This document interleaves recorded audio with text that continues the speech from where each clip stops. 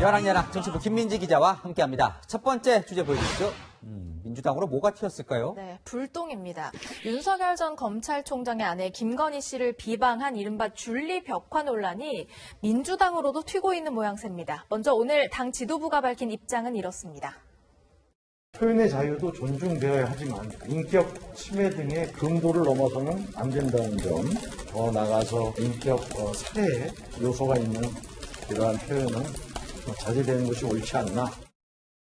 옳지 않다고 선을 그었군요. 네. 자, 그럼 대선 주자들도 입장을 밝혔습니까? 네, 속속 생각들을 밝히고 있습니다. 먼저 이재명 캠프에서는요, 표현의 자유라는 통념으로 보더라도 벽화는 금도를 넘었다고 비판했습니다. 그러자 해당 글에는 이런 오지랖을 지금이 어떤 시대인데 국민을 가르치려 드냐 등 강성 지지자로 추정되는 누리꾼들의 댓글이 수십 개 달렸습니다. 그러니까 강성 지지자들은 이 벽화를 비판하는 게 윤석열 전 총장을 옹호하는 거다 이렇게 보는군요. 네, 다른 주자들도 좀 볼까요? 김두관 의원은 가끔 열성 지지자들이 오버를 한다면서 지도부가 제어를 해줘야 한다고 했고요. 이낙연 전 대표는 벽화 관련 질문에 민망하고 말씀드리기 거북하다고 했습니다.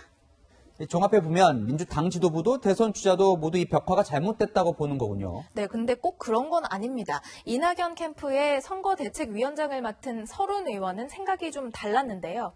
벽화를 그린 사람을 용기 있고 대단한 사람이라고 추켜 세우면서 여유 있게 보고 웃으면 될 일을 각박하게 그럴 것 있나 만평 보듯이 할 수 있는 것이라고 말했습니다. 이 공개된 장소에 그려진 이 명예훼손의 소지도 있는 이 벽화를 만평 보듯이 가볍게 볼 수 있을지는 잘 모르겠습니다. 그래요. 다음 주제 보겠습니다. 자, 올림픽이 무슨 죄? 올림픽 가지고 정치권에서 이 말들이 많은데 왜 그런 겁니까? 네, 포문은 정의당 장혜영 의원이 열었습니다. 오늘 올림픽 3관왕의 새 역사를 쓴 양궁 안산 선수를 향한 페미니스트 논란과 관련해서 이준석 대표에게 입장을 요구하고 있거든요. 어떤 논란이고 또 어떤 입장을 요구하는지 좀 알려주시죠. 네, 안 선수가 과거 SNS에 쓴 단어 일부가 남성 혐오 발언이라는 논란과 안 선수의 이 짧은 머리를 두고 일각에서는 남성 혐오자다, 페미니스트다 하면서 금메달 반납 요구까지 나왔는데요.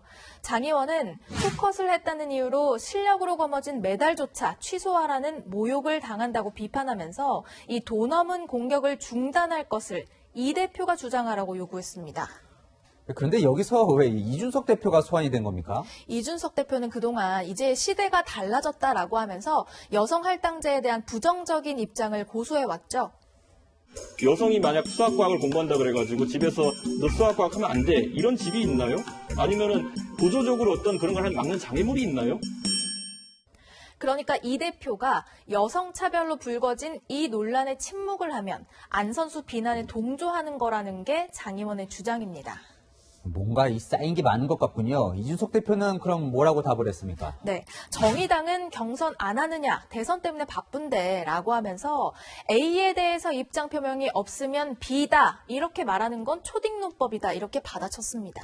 요즘 보면 이 젠더 갈등이 민감하긴 하나 봅니다. 네, 장 의원의 글에는 이런 댓글도 달렸습니다. 줄리 벽화에 대해서도 한마디 해라. 줄리 벽화는 여성 혐오가 아니냐 같은 내용인데요. 국민의힘 윤희숙 의원도 우리나라 여성운동은 여당이 허락한 페미니즘뿐이냐면서 여성 인권을 보호한다는 사람들 어디 있냐고 비판했습니다. 젠더 갈등이 중요한 이슈인 만큼 정치권이 관심을 가져야 하겠지만요. 갈등을 부추기기보다는 공감대를 찾는 방향으로 가면 좋겠습니다. 안 선수를 정치권으로 소환하지 말고 경기장에 있게 해주면 안 될까요? 네, 안산 선수 이 논란과 무관하게 오늘 멋지게 해냈는데요. 정치도 좀 칭찬받는 날이 오면 좋겠습니다. 야랑야랑이었습니다.